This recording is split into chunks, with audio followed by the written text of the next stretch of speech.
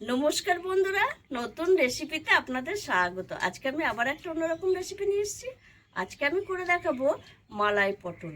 মালাই পটল কিভাবে করব প্রথম থেকে শেষ পর্যন্ত ভিডিওটা দেখবেন, স্কিপ করবেন না। আর ভিডিও ভালো লাগলে লাইক, শেয়ার, সাবস্ক্রাইব করতে একদমই ভুলবেন না। মালাই পটলের জন্য আমি নিয়ে নিয়েছি এখানে 7-8টা মতো পটল আছে, গোটা পটল।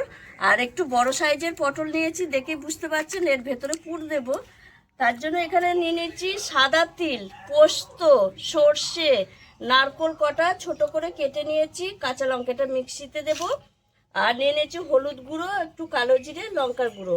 আর মালাই পটলের জন্য এখানে আমি একটা আমুল দুধ গুলে নিয়েছি, সাদা তেল, নুন, চিনি। আর কিছু লাগবে না।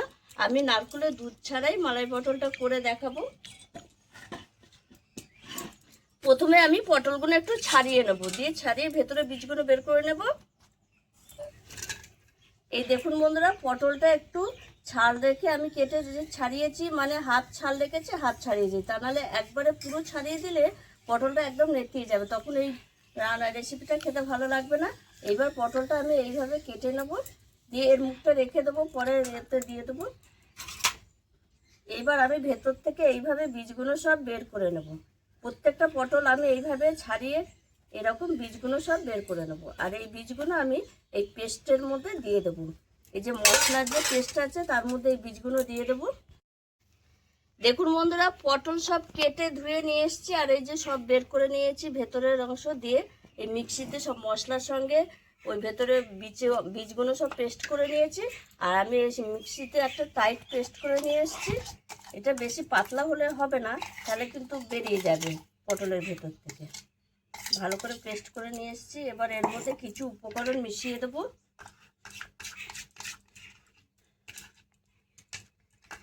এর মধ্যে আমি যেমন দেব স্বাদ মতো লবণ,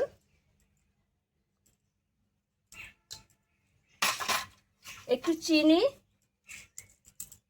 হলুদ গুঁড়ো,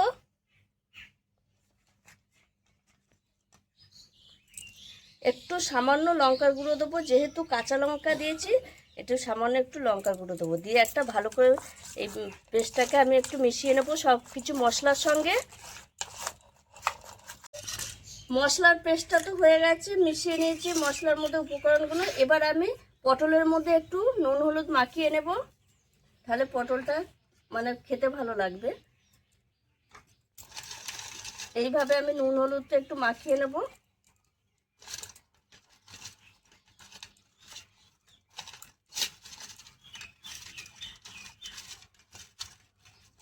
এইবার আমি এই যে মশলার পেস্টটা করে রেখেছি এর মধ্যে দিয়ে দেবো। এটা হাতে করে করে ভরতে হবে।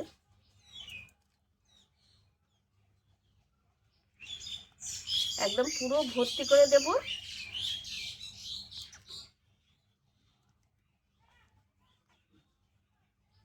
দেখুন পুরো ভর্তি করে দিয়েছি এর ভেতরে মশলা।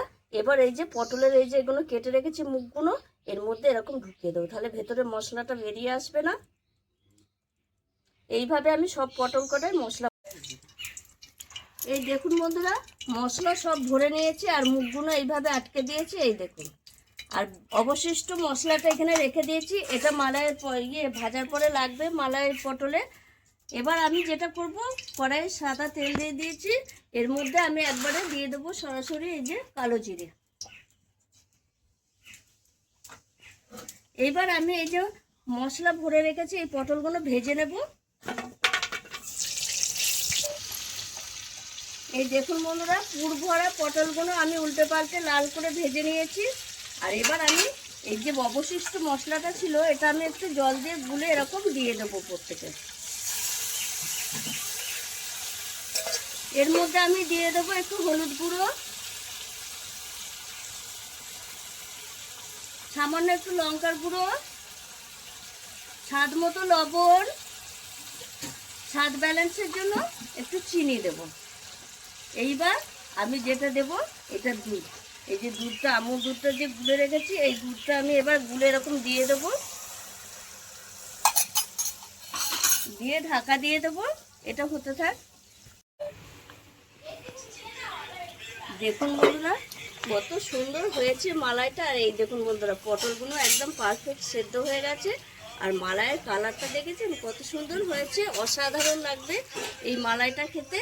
আর উপর থেকে আমি একটু কাঁচা সর্ষের তেল দিয়ে দেবো, নামাবার আগে একটা দারুণ ফ্লেভার আসবে, আর অসাধারণ এই মালাইটা খেতে লাগে। নারকেলের দুধ ছাড়াও পটলের মালাই অসাধারণ লাগবে। নারকেলের দুধ দিয়ে যে সবসময় করতে হবে তার কোনো মানে নেই, যে কোনো দুধ দিলেই হবে। আর এটা আমি আমুল দিয়ে দুধ দিয়ে করেছি। এবার আমি নামিয়ে নেব।